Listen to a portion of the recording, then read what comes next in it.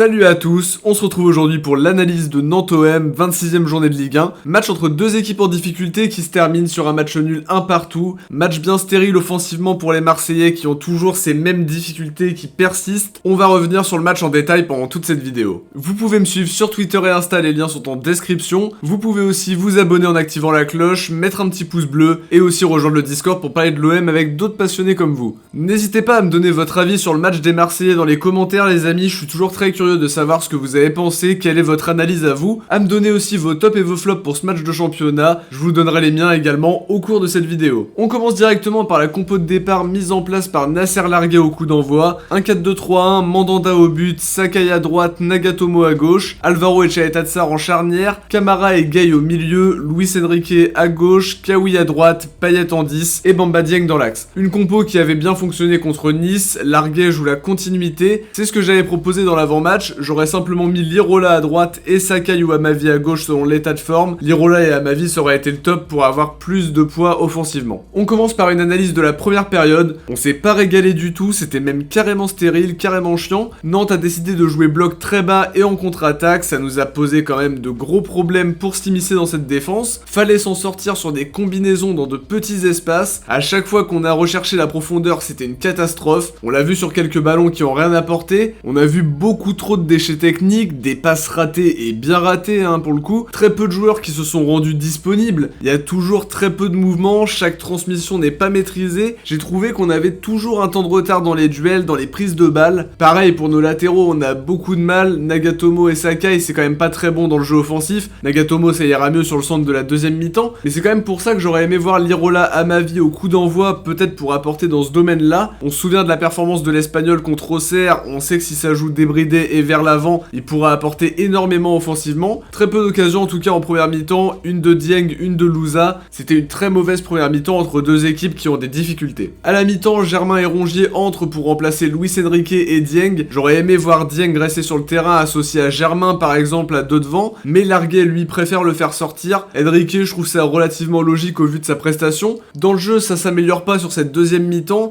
difficile de trouver de la vitesse. On passe notre temps à jouer vers l'arrière, c'est habituel pour nous. Ça causera notre perte évidemment puisque c'est sur cette phase de jeu. Une passe en retraite dangereuse d'Alvaro, Mandanda qui se troue et c'est une boulette vraiment évitable à mon sens. On pourra trouver l'excuse de la pelouse en mauvais état, mais Alvaro et Mandanda ne font pas le nécessaire pour éviter ça sur l'action, c'est une faute professionnelle. Un but concédé encore une fois 5 minutes après le retour des vestiaires, comme contre Nice bizarrement. Est-ce que les joueurs ont des problèmes de concentration à ce moment-là? Je sais pas du tout, mais en tout cas le but de Payet, c'est quand même la seule satisfaction du match, un joli mouvement, un des rares jolis mouvements, avec un super contrôle de Rongier qui lance Nagatomo, qui donne un super centre à Payet qui conclut. Dans le jeu globalement à part ça, pas d'éclaircie, il y a personne qui se rend disponible, on a du mal à ressortir les ballons, on en perd beaucoup aussi et on a toujours ce temps de retard dont on parlait pour la première période. Sakai lui va se faire exclure pour un pied haut mal maîtrisé, il sera donc absent dans un de nos prochains matchs, lui qui enchaîne quasi tout depuis le début de saison. On attend en tout cas un OM qui nous montre du jeu, ce soir c'est pas le cas, qui fait les efforts, ce soir ça a pas toujours été le cas, et qui est au point physiquement, et ce soir c'était quand même très léger, trop de déchets techniques, trop peu de mouvements, et à mon sens c'est vraiment un match pas réussi des Marseillais, qui finalement vont être bien contents de récupérer un point au vu de la physionomie du match. Par manque de temps, on va pas pouvoir préparer le visuel des notes exceptionnellement, donc je vais m'attarder plus que d'habitude sur les tops et les flops pour évoquer tous les joueurs marseillais. On commence par les tops, j'ai trouvé l'association Gay-Camara toujours intéressante, toujours solide, les deux font des efforts et de gros retours défensifs. Gay, on le voit, il fait un travail monstre physiquement en perdant très peu de ballons.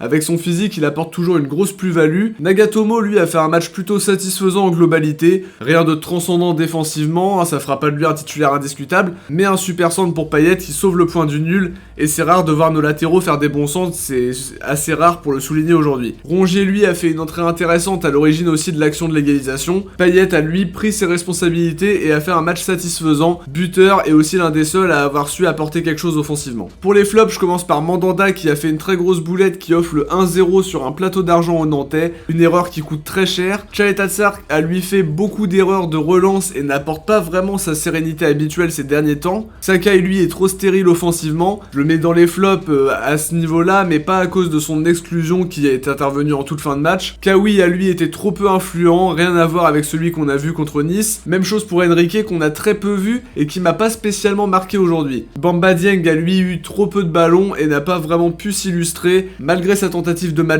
sur le centre de Sakai. Cuisance n'a pas fait une très bonne entrée, pareil pour Germain qui a été invisible voire inutile, c'est pour ça que j'aurais aimé voir Bamba Dieng un peu plus longtemps sur la pelouse. Amavi et Lirola, eux, ne sont pas des flops ni des tops puisque je trouve qu'ils ont trop peu joué pour que je puisse juger vraiment leurs prestations. Avant de terminer cette vidéo, on va découvrir le Marseillais du match d'OM Nice. C'est sans surprise Saïfedine Kawi que vous avez choisi avec 87%. Derrière, il y a Luis Enrique avec 8% et Pape Gueye avec 2%. Domination sans partage pour l'international tunisien qui a ouvert son compteur de but contre les Niçois. Le sondage pour Nantes OM est évidemment disponible dans l'onglet communauté comme d'habitude les amis, n'hésitez pas à aller voter. Voilà les amis, on arrive maintenant à la fin de cette vidéo. J'espère qu'elle vous aura plu. Si c'est le cas, n'oubliez pas de liker, vous abonner, partager et commenter. On se retrouve très vite pour des épisodes d'Actu OM. Ciao, portez-vous bien et surtout allez l'OM.